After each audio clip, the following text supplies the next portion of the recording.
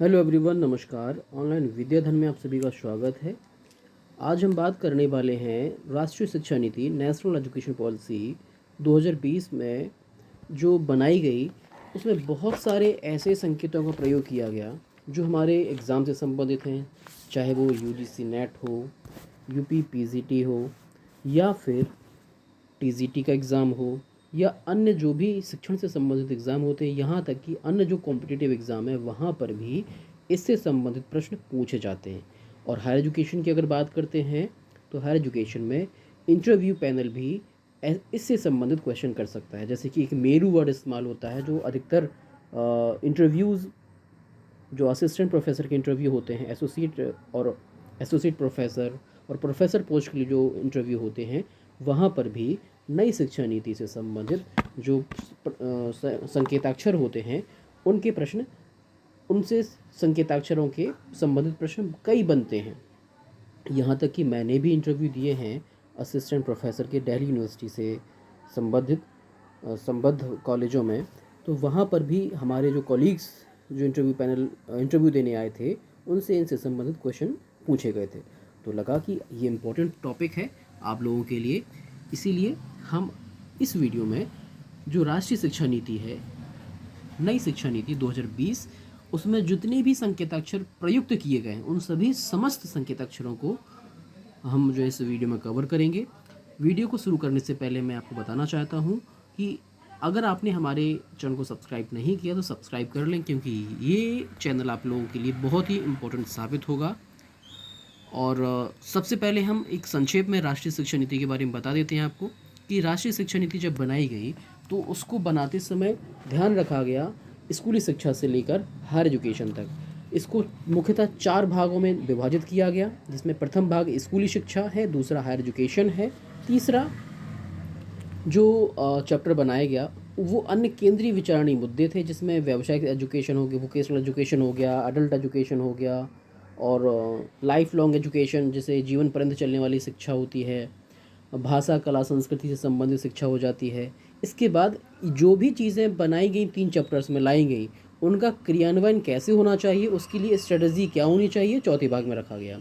कुल मिलाकर 4 भागों में इसको बनाया गया। प्रथम भाग जो स्कूल एजुकेशन है उसको, उसमें 8 अध्याय हैं।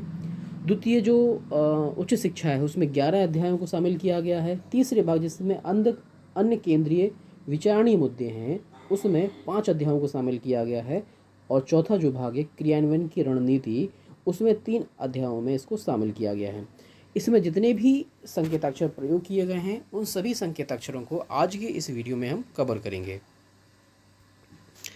सबसे पहले राष्ट्रीय शिक्षा नीति में एक वर्ड इस्तेमाल किया गया, ABC।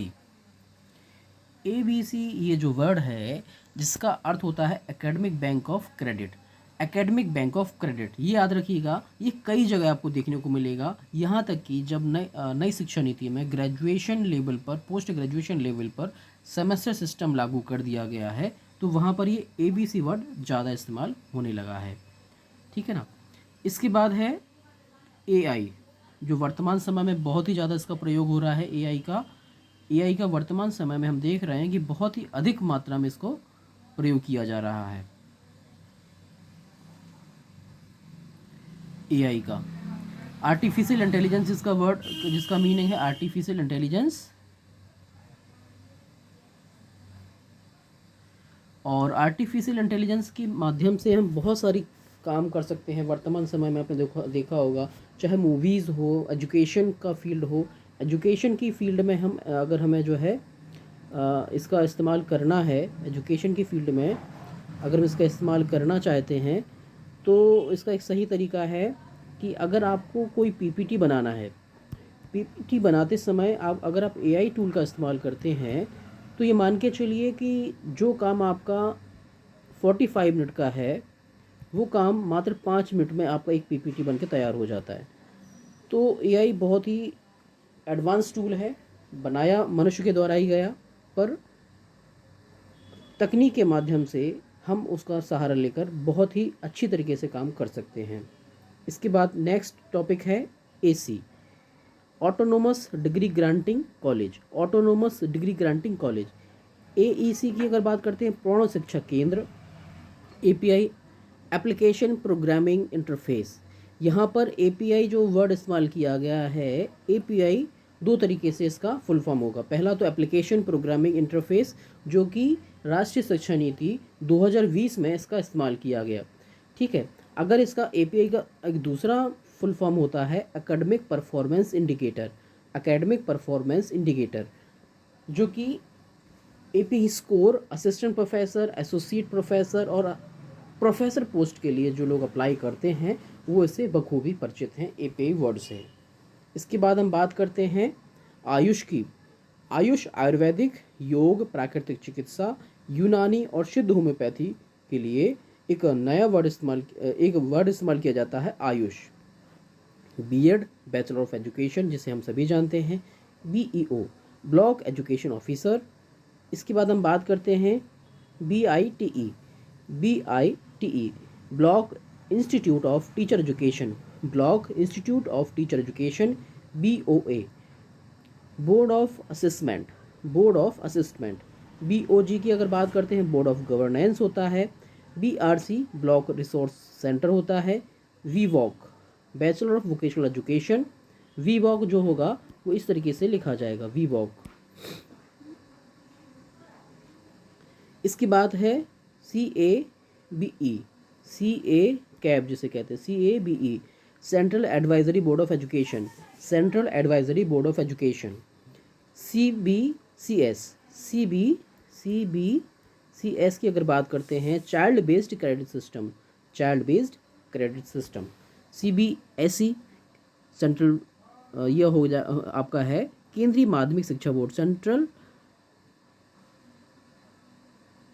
Board of secondary education. CBSE हो जाएगा, CBSE हो जाएगा, central board of secondary education. इस तरीके से ये कुछ पॉइंट्स तो ऐसे हैं जो हम पहले से जानते हैं, पर कुछ पॉइंट्स अभी आने वाले हैं जो कि नए वर्ड इस्तेमाल किए गए हैं। CIET, central institute of educational technology. CMP, career प्रबंधन और प्रगति। COA, वास्तुकला परिषद। CPD, सतत व्यावसायिक विकास। CRC, cluster resource centre. CWSN, children with special need. CWSN, children with special need. ये वर्ड यहाँ पर यूज़ किया गया है उन बच्चों के लिए जो कुछ विशेष योग्यता रखते हैं या विशेष कह सकते हो, जिनको विशेष किसी नीड की आवश्यकता होती है। DAE, परमाणु ऊर्जा विभाग। DBT, जैव प्रौद्योगिकी विभाग। इसके बाद हम बात करते हैं DOE की, जिला शिक्षा अधिकारी। DIET, जिला शिक्षा प्रशिक्षण संस्थान, जिसे डाइट कहते हैं। DIET को डाइट कहते हैं। डाइट तो भली भांति हम सभी लोग परिचित हैं डाइट से। दीक्षा, एक जो नया पोर्टल है, ये सभी जानते होंगे वो लोग जो बेसिक में भी काम कर रहे हैं। Digital infrastructure for knowledge sharing. DSE, school शिक्षा निदेशालय। DST की बात करते हैं, विज्ञान और प्रौद्योगिकी विभाग। ECCE,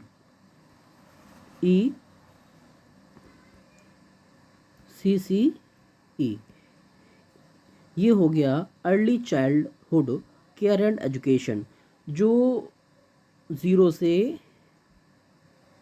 3 वर्ष तक के बच्चे हैं और 3 से 5 वर्ष तक के बच्चे हैं। इनकी एजुकेशन की व्यवस्था कैसे होनी चाहिए, पहले इनके केयर की व्यवस्था और इसके बाद इनके 3 से 5 तक की एजुकेशन की व्यवस्था। क्योंकि नई शिक्षा नीति में एजुकेशन के सिस्टम को थोड़ा सा बदलाव किया गया है, जिसमें प्री एजुकेशन को भी शामिल किया गया है, जिसमें 3 से 5 वर्ष तक के जो बच्चे होंगे 3 से 5 वर्ष तक के जो बच्चे होंगे इनको भी शामिल किया गया है कि इनकी एजुकेशन सिस्टम को सुचारू रूप से करने के लिए, जिसमें 12th के जो था 10+2 था उसको ख़त्म करके इसमें प्री एजुकेशन को भी शामिल किया गया है, जिसकी वजह से ECCE पर जोर दिया गया। ECC प्रख्यात विशेषज्ञ समिति, GCED global citizenship education, GDP सकल घरेलू उत्पाद, GEC सामान्य शिक्षा परिषद, GER सकल नामांकन अनुपात। ये वर्ड इस्तेमाल किया जाता है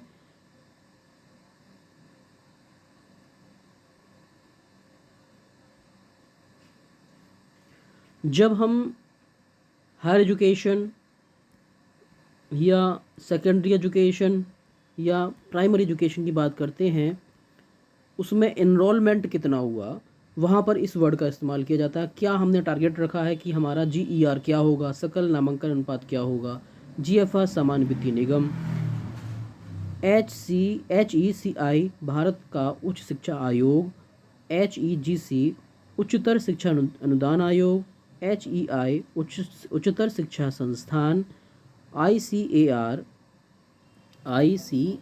के बारे में लगभग सभी जानते हैं, भारतीय कृषि अनुसंधान परिषद, ICHR भारतीय ऐतिहासिक अनुसंधान परिषद, ICMR भारतीय चिकित्सा अनुसंधान परिषद, ICT सूचना और संचार तकनीकी, IDP संस्थागत विकास योजना, IGNOU इंदिरा गांधी राष्ट्रीय मुक्त विश्वविद्यालय, IIM राष्ट्रीय या भारतीय प्रबंधन संस्थान।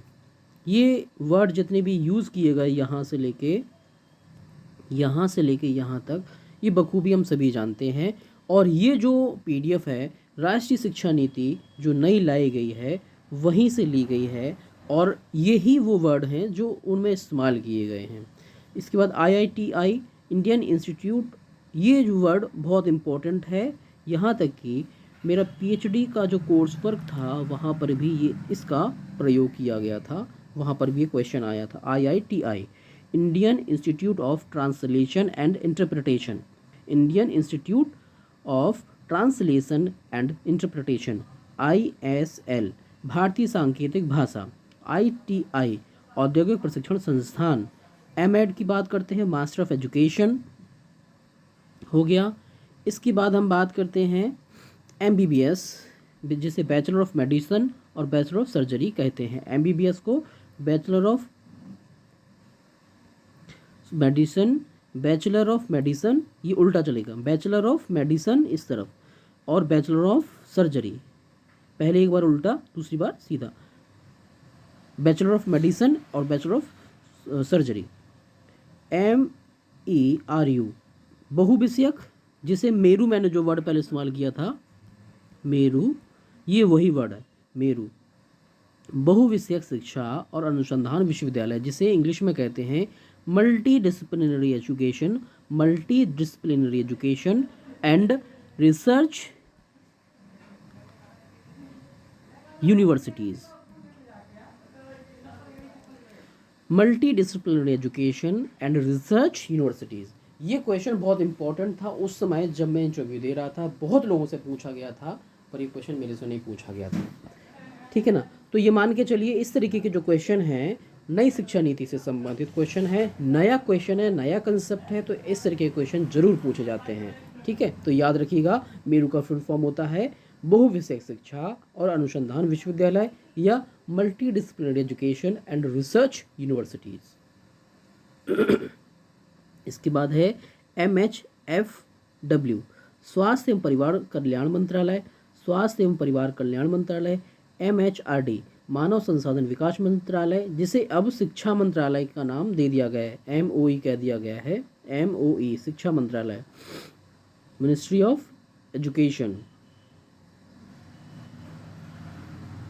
MOOC जिसे मूक्स भी कहते हैं, कई वर्ड ये वर्ड हम लोग जो इसको पढ़ चुके हैं, MOOCs massive open online course, MOU समझौता ज्ञापन, MPhil मास्टर ऑफ फिलॉसफी, जो मैंने मैंने जो वीडियो आपके लिए लेकर आया था UGC का, उसमें मैंने बताया था कि नई शिक्षा नीति में MPhil को समाप्त कर दिया गया, MPhil के कोर्स को समाप्त कर दिया गया है। अब कोई भी विश्वविद्यालय MPhil कोर्स नहीं कराएगा। जो कोर्स कर चुके हैं, जो प्रशिक्षु या जो स्कॉलर्स MPhil कर चुके हैं, उसको जहाँ जहाँ लाभ दिया जा सकता है उसका लाभ उन्हें मिलेगा, पर नए एडमिशन, नए इनरोलमेंट अब नहीं होंगे, ठीक है। इसके बाद है MWCD महिला और बाल विकास मंत्रालय, NAC राष्ट्रीय प्रत्यायन परिषद जिसे नैक कहते हैं, NAS national achievement survey, national achievement survey, NCC national cadet corps, NCERT national institute of research and training जिसे राष्ट्रीय शैक्षिक अनुसंधान एवं प्रशिक्षण परिषद कहते हैं, NCF नेशनल पाठ्यचर्या रूपरेखा 2023 में ये जो है लाई गई, नया पाठ्यक्रम लाया गया, उस पर काम भी चल रहा है अभी सिस्टमेटिक तरीके से लाने के लिए। NCFESE स्कूली शिक्षा के लिए राष्ट्रीय पाठ्यचर्या रूपरेखा, NCEYE व्यावसायिक शिक्षा के एकीकरण के लिए राष्ट्रीय समिति, NCPFECCE प्रारंभिक बाल्यावस्था देखभाल और शिक्षा के लिए राष्ट्रीय पाठ्यचर्या और शिक्षण शास्त्र, ये इसका फुल फॉर्म होता है। NCTA national council for teacher education, NCVET national council for vocational education and training. इसका संबंध है ITI से। जिन बच्चों ने ITI किया हुआ है वो इस शब्द को भली भांति परिचित होंगे, या जिनके संस्थान में या जिनके बच्चे कर रहे होंगे ITI, या जिनके छोटे भाई या बड़ी बहन या छोटी बहन कर रही होगी ITI, तो वहाँ पर ये NCVT शब्द का इस्तेमाल किया जाता है। रीज़न क्या है कि जो ITI होती है जो दो प्रकार के सर्टिफिकेट प्रोवाइड करवाती है, एक SCVT सर्टिफिकेट, दूसरा NCVT सर्टिफिकेट। NCVT सर्टिफिकेट होता है जो नेशनल लेवल का होता है। कोई भी बच्चा जो जिस कोर्स में इनरोल्ड हुआ है, अगर वो NCVT से मान्यता प्राप्त है तो पूरे देश में कहीं से भी कोई वैकेंसी निकलती है तो वहाँ पर वो उसका लाभ ले पाएगा। SCVT कोर्स करता है, SCVT से मान्यता प्राप्त कोई कोर्स है और वो करता है, तो इसका मतलब हो गया राज्य सरकार से संबंधित जितने भी कोर्स हैं और जो बच्चे कर रहे हैं वो सिर्फ राज्य सरकार ही उसको मान्यता देती है और राज्य सरकार में ही वो वैलिड होगा। ये होता है SCVT और NCVT में फ़र्क। NETF राष्ट्रीय शैक्षिक प्रौद्योगिकी फोरम, NGO गैर सरकारी संगठन, NHEQF राष्ट्रीय उच्चतर शिक्षा योग्यता फ्रेमवर्क, राष्ट्रीय उच्चतर शिक्षा योग्यता फ्रेमवर्क जो फुल फॉर्म है NHEQF का। इसके बाद हम बात करते हैं NHERC, NHERC राष्ट्रीय उच्चतर शिक्षा नियामक परिषद, NIOS राष्ट्रीय मुक्त, NIOS तो सभी लोग परिचित ही हैं इससे। राष्ट्रीय मुक्त विश्वविद्यालय शिक्षा संस्थान, जो किसी संस्थान, जो ऐसा संस्थान जो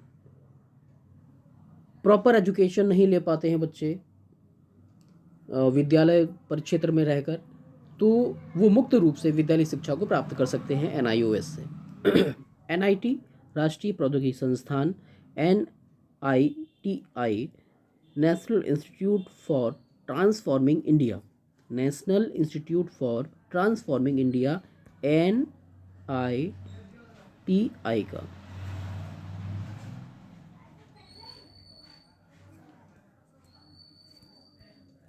इसके बाद हम आगे बढ़ते हैं। NPA राष्ट्रीय शिक्षा नीति, ये कन्फ्यूज़न हमें ख़त्म कर देना होगा। जब से नई शिक्षा नीति जो आ गई है, नई शिक्षा नीति जब से आ गई है तब से हमें एक कन्फ्यूज़न यहाँ पर ख़त्म कर देना होगा कि नई शिक्षा नीति को अब राष्ट्रीय शिक्षा नीति कहा जाने लगा है, जब से इसको मान्यता दी गई है इसको। इसलिए नई शिक्षा नीति की जगह राष्ट्रीय शिक्षा नीति वर्ड अब इस्तेमाल होने लगा है और करना भी चाहिए। ठीक है, इसके बाद हम आगे बढ़ते हैं। NPST शिक्षकों के लिए राष्ट्रीय व्यावसायिक मानक, शिक्षकों के लिए राष्ट्रीय व्यावसायिक मानक। NRF की बात करते हैं, NRF national research foundation. NSQF की बात करते हैं तो राष्ट्रीय कौशल योग्यता फ्रेमवर्क। NSSO की बात करते हैं, NSSO की बात करते हैं राष्ट्रीय नमूना सर्वेक्षण कार्यालय। NTA नेशनल टेस्टिंग एजेंसी, जो बहुत सारे विश्वविद्यालय के एडमिशन फॉर्म हो या UGC नेट का एग्ज़ाम हो या अन्य जो विश्वविद्यालय के जो भी काम है, जो एग्ज़ाम है, वो सारे एग्ज़ाम NTA करवाता है। और राष्ट्रीय शिक्षा नीति 2020 में एनटीए को एक ऐसा दर्जा दिया गया है जिसमें जितने भी एग्ज़ाम जो अलग अलग संस्थाएं करवाती हैं वो सारे एग्ज़ाम एनटीए के ऊपर दिए जाएंगे कि इस संस्था का काम होगा विश्वविद्यालय में होने वाली जितनी भी, चाहे वो भर्ती से संबंधित एग्ज़ाम हो या एडमिशन से संबंधित कोई एग्ज़ाम हो, वो सारे एग्ज़ाम राष्ट्रीय स्तर के जितने भी विश्वविद्यालय हैं वो एनटीए ही करवाएगा। एक एमओयू पर साइन करवा के विशिष्ट तरीके से जो भी उनकी प्रक्रिया उसको फॉलो करते हुए एनटीए को ये काम करना होगा। ओबीसी की बात करते हैं, अन्य पिछड़ा वर्ग। ODL, open and distance learning. परख एक नया वर्ड है ये। समग्र विकास के लिए प्रदर्शन, आकलन, समीक्षा और ज्ञान का विश्लेषण, ये यहाँ पर इसका फुल फॉर्म हुआ। पीएसआई की बात करते हैं, pharmacy counselling of India. PFMS की बात करते हैं, सार्वजनिक वित्तीय प्रबंधन प्रणाली। PhD, doctor of philosophy. Doctor of philosophy PhD का फुल फॉर्म होता है। पीएसएसबी की बात करते हैं, professional standard setting body. PTR, छात्र शिक्षक अनुपात। R&I, research and innovation. R&I, research and innovation. RCI, भारतीय पुनर्वास परिषद। RPWD, विकलांग व्यक्तियों के अधिकार। SAS, स्टेट अचीवमेंट सर्वे। SC की बात करते हैं, अनुसूचित जाति। SC DP की बात करते हैं, स्कूल परिसर क्लस्टर विकास योजनाएं। SCERT, राज्य शैक्षिक अनुसंधान एवं प्रशिक्षण परिषद। SCF, राष्ट्रीय पाठ्यचर्या फ्रेमवर्क। इसके पश्चात यहाँ पर एक वर्ड और इस्तेमाल किया गया है, यहाँ पर SDG, सतत विकास लक्ष्य। SDGs बहुत इम्पोर्टेंट है ये हमारे लिए बहुत इम्पोर्टेंट है। इसके लिए एक अलग से मैं वीडियो बनाऊंगा जिसमें जितने भी SDGs हैं, सतत विकास लक्ष्य रखे गए हैं हमारे पूरे ब्रह्मांड के लिए, एक कमेटी के द्वारा एक जब एक नया कह सकते एक मीटिंग की गई, संपूर्ण देश के प्रतिनिधियों ने मीटिंग की, तो कुछ सतत विकास लक्ष्यों को केंद्रित किया गया कि हमें किन किन लक्ष्यों पर फोकस करना होगा और इनको पूर्ति करने के लिए हम क्या क्या करेंगे, उस पर हम एक अलग से वीडियो बनाएंगे। SDV का फुल फॉर्म है स्कूल विकास योजना। SEDG, सामाजिक आर्थिक रूप से वंचित समूह। SEZD, special education zone. Special education zone इसका ये फुल फॉर्म होता है। इसके पश्चात राष्ट्रीय शिक्षा नीति के कुछ और भी पॉइंट्स हैं जिनको हम कवर करेंगे। SIOS, राष्ट्रीय मुक्त विद्यालय शिक्षा संस्थान। SMC, राष्ट्रीय प्रबंधन समिति। SQAAF, स्कूल गुणवत्ता मूल्यांकन एवं प्रत्यायन फ्रेमवर्क। SASA, सर्व शिक्षा अभियान। SSS, सरल मानक संस्कृत। SSSA, राज्य स्कूल मानक प्राधिकरण। ST, अनुसूचित जाति। STEM, राष्ट्रीय विज्ञान प्रौद्योगिकी इंजीनियरिंग और गणित। STS, संस्कृत के माध्यम से संस्कृत। स्वयं, ये एक नया वर्ड है और इम्पोर्टेंट वर्ड है, स्वयं। SWAYAM, स्वयं, study waves of active learning for young aspiring minds. इसके बारे में एक पूरा वीडियो मैं बनाऊंगा, नया वीडियो, और इसके एक ऐसा पोर्टल है जहाँ पर फ्री ऑफ कॉस्ट पढ़ा जा सकता है। ये मान के चलिए ग्रेजुएशन से लेके पोस्ट ग्रेजुएशन तक के बहुत सारे कोर्स अवेलेबल हैं, हर एक फील्ड के सर्टिफिकेट कोर्स हैं, डिप्लोमा कोर्स अवेलेबल हैं फ्री ऑफ कॉस्ट। TEI, शिक्षक शिक्षा संस्थान। TET, शिक्षक पात्रता परीक्षा। UDIASE, एकीकृत जिला शिक्षा सूचना प्रणाली। UGC, विश्वविद्यालय अनुदान आयोग। यूनेस्को, राष्ट्रीय संयुक्त राष्ट्र शैक्षणिक वैज्ञानिक और सांस्कृतिक संगठन। UT, संघ राज्य क्षेत्र। और VCI की बात करते हैं तो भारतीय पशु चिकित्सा परिषद। ये कुछ पॉइंट्स थे